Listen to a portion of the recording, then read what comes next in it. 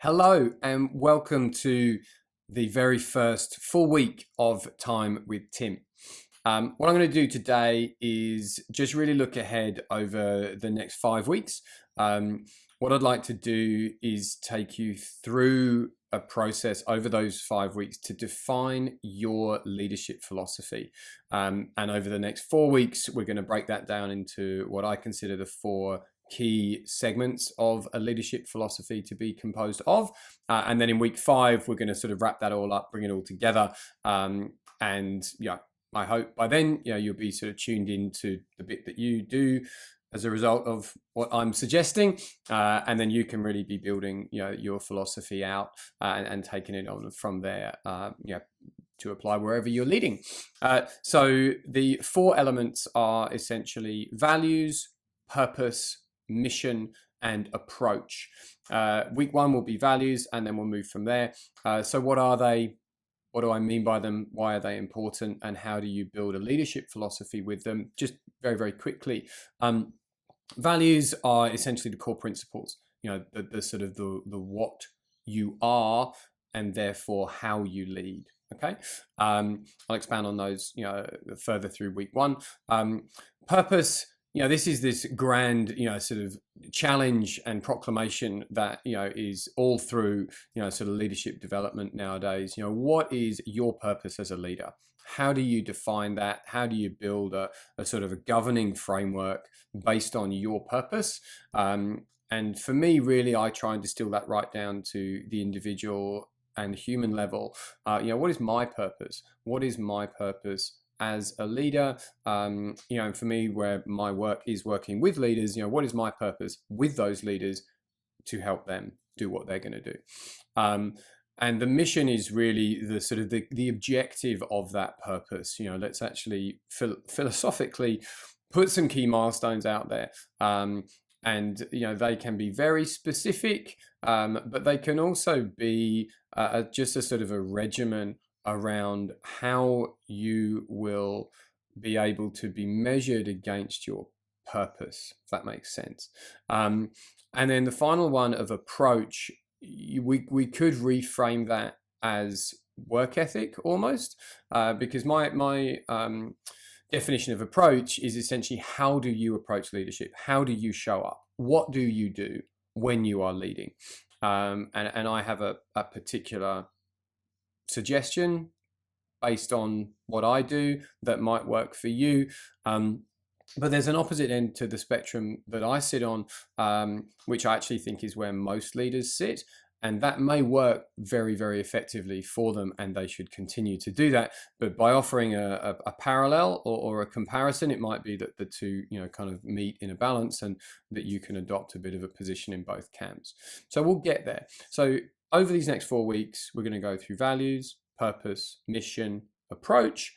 And then in week 5, we'll essentially look at the whole philosophy combined together and how you can build yours. So in week 1, we're going to talk about values.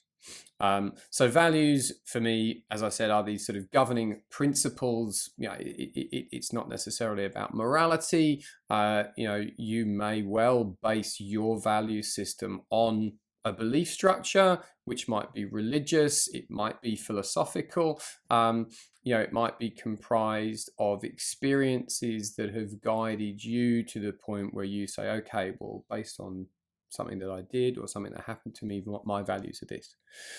What I've found as a leader is that basically it took me far too long into my leadership career to really understand the importance of having clearly defined values as a leader, to displaying them very, very openly, to talking about them, and to setting out a sort of an accountability framework so that you, your team, your customers, even your suppliers can essentially hold you accountable for living your values as a leader. So my values, and you can see these on the 4i website, I'll put that in the comments, are care, commitment, collaboration, courage, and integrity. And what I mean by those, if I now go kind of in reverse order, integrity for me is just all about being who you are and doing what you say you're going to do. we could say that's honesty, we could say that's transparency. For me, it's just simply when I say what I say, that is what I believe and what I think. And when I say I'm going to do something, I will do it. That leads into commitment, and to an extent into care. So commitment, I play the long game. I am going to show up, and I'm going to keep showing up, and I'm going to keep showing up to deliver essentially the outcomes that I want at a global level, and that what I hope we as a business can deliver to the world. And we're just going to keep going. We'll be relentless with that, because short-termism for me just doesn't work. Care then is about really, sort of embracing the people that we work with, putting them first, and really showing that, we have a deep, sincere appreciation for people at a human level. Leadership's hard, it's complex, it's confronting, it's challenging, and that we can act to sustain each other as leaders, and that in doing so, essentially the benefits compound, and it's mutually reciprocal. Courage is simply about being prepared to be challenging, to be confronting, not just do what's easy or what's transactionally most efficient, or what's going to sort of lead to a short-term profit return. We all need profit. We all need to make money to sustain ourselves, feed our families, fund our businesses, do the work that we're doing. But for me, just having a short-term focus on a profitable return, again, that doesn't suit to the care, the commitment to the long game. So the final one being collaboration.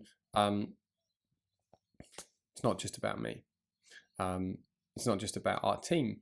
It's about our sort of entity, which is comprised of our customers and our suppliers, and as many in the world who think the same way about leadership as we do. So we collaborate at every level through that, and that's very much sort of our approach, my approach. And that collaboration and that compound, sum of the parts, is very much the way, not only for now but for the future, both with all of the technological and environmental opportunities and challenges in front of us. But essentially, it's just a better way to be and a better way to work. So the question that I have for you, just to sort of wrap up this first, sort of setting up session for the week, is: can you tell me what your values are? Can you tell me how your values as a leader benefit you and your team? And if you haven't defined them as yet, just have a think about what they might be, and maybe ask some of your trusted team members, ask your partner, your spouse, your friends, what would you say my values are? And you might be surprised what they say, in generally a good way. And feel free to add those into the comments, at any time.